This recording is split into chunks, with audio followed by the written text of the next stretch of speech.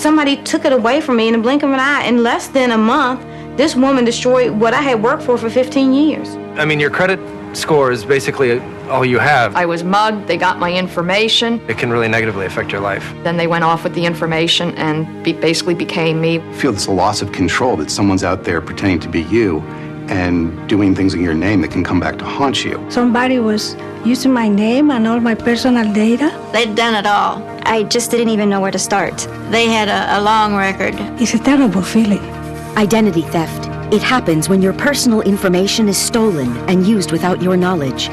It's a serious crime that can cost you time and money, ruin your credit, and destroy your good name.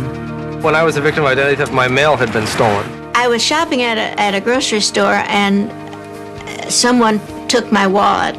I think I made a purchase and they stole all my debit card information. My briefcase had been tampered with, and when I looked in it, I saw that my passport and my driver's license, which I had in there, had been taken. Identity theft happens when someone takes information about you and then uses it to commit fraud. Identity theft is very serious. We know that identity fraud in its various forms has affected 10 million people in any given year. And what that means in dollars is that it's a loss to businesses of about $50 billion. On top of that, victims of identity theft have spent $5 billion trying to undo this harm. Everyone needs to be conscious that identity theft is real. When you get news that your identity has been potentially stolen, it's sort of this open-ended problem that has occurred, and you don't know what's going to come of it. No one's immune, which isn't to say that we're powerless. There's a lot we can do to deter, detect, and defend ourselves.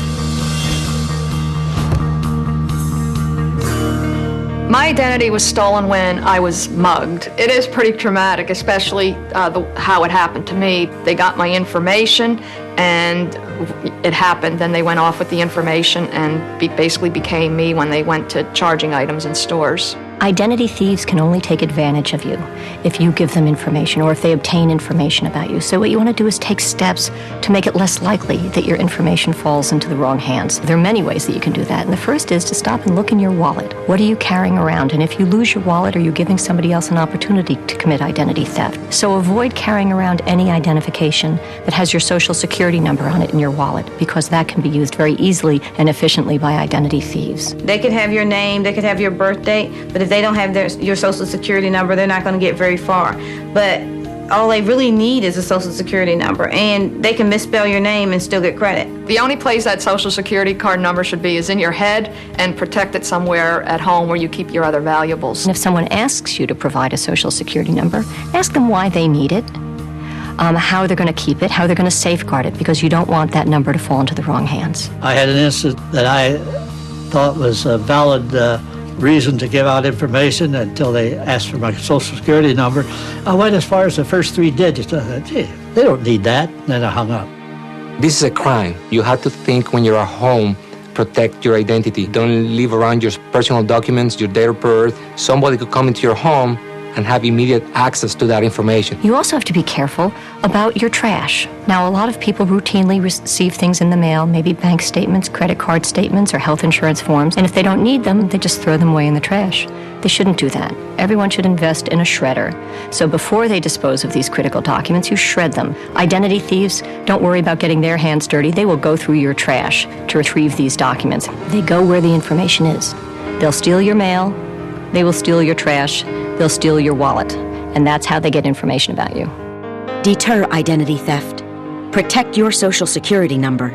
Shred financial documents and paperwork with any personal information before you throw them out. Never give out personal information on the phone or internet unless you know who you are dealing with.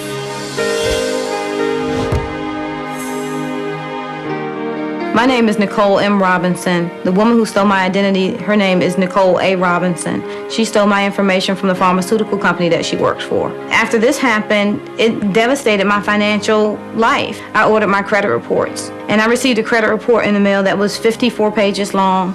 It had over 170 accounts, 140 of them were in collections. It had 42 different names and 65 different addresses on it. Not only was somebody else reaping the benefits of my good credit, I could no longer have access to my own good credit. And I cried. I cried every day for 3 months. On top of the financial and the time that people spend in resolving these issues, it's an emotional burden on victims. My life before the identity theft case was wonderful. In less than a month, this woman destroyed what I had worked for 15 years. She got my life. If an identity thief uses, for example, your Social Security number and applies for new credit in your name, as opposed to raiding an existing account, there may be no way for you to know about it unless you've checked your credit report and you see that a new account that you didn't even know about has been opened in your name. That's why it's very important to monitor your credit report regularly. Detect identity theft. Check your credit report at annualcreditreport.com. Federal law gives you the right to a free credit report every year from the 3 national consumer reporting companies. Review your financial accounts regularly. Look for charges you did not make.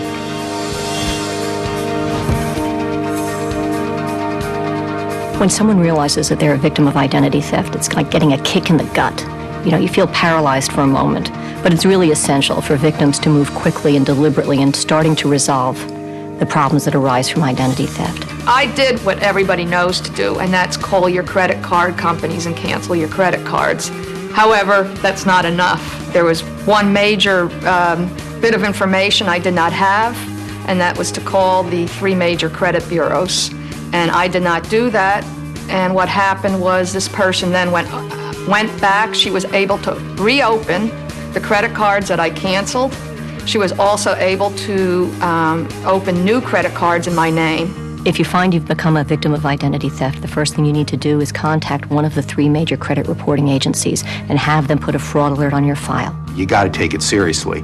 You even suspect it, you got to put fraud alerts on. You got to take the steps to protect yourself, and you got to inform yourself about what to do so that when it does happen to you, you can do it quickly because time is critical.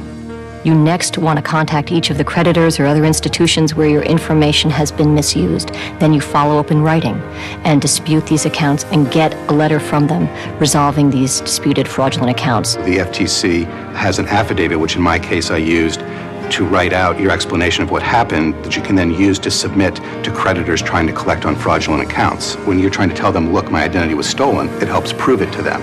You next want to contact your local police department, report the crime, and get a copy of the police report. You should contact the police immediately because otherwise you have no proof that there was a crime. It's very important that you report it to the police because there are certain agencies that you need or we recommend that you contact, and they're probably going to refer you back to the police department to see if you have a police report or not. And finally, you need to contact the Federal Trade Commission online at ftc.gov/ID theft or call us toll-free at 877-ID theft to report this to us. Defend against identity theft. Call the 3 credit reporting companies and place a fraud alert on your credit report. Then ask for the free credit report you're entitled to. Close any accounts that you suspect have been tampered with or opened fraudulently. Start by calling the security or fraud department of each company, follow up in writing, and include copies of supporting documents. File a police report. Contact the FTC. Your information also helps law enforcement officials across the country to track down and stop ID thieves. Let's treat our personal information as we would our cash. Let's safeguard it, whether we're at home, whether it's in our purse or our wallet, or at our office. Your personal information is cash, and in the wrong hands, it can destroy your life. The FTC plays a central role in helping victims avoid and recover from identity theft. So we have developed substantial consumer education material that's available on our website at ftc.gov/ID theft. Identity theft is serious, but even if your identity has been stolen and there has been, fraudulent accounts open in your name, you can defend yourself and get those resolved in your favor. There are times when you just do not want to finish and you just want to say, forget it, I can't do this anymore. But you have to find that way inside of you to just keep going because this is something that if you don't clear, it definitely affects the rest of your life. What I want is for us to create a culture of security for our personal information so that this crime in the future will be diminished greatly.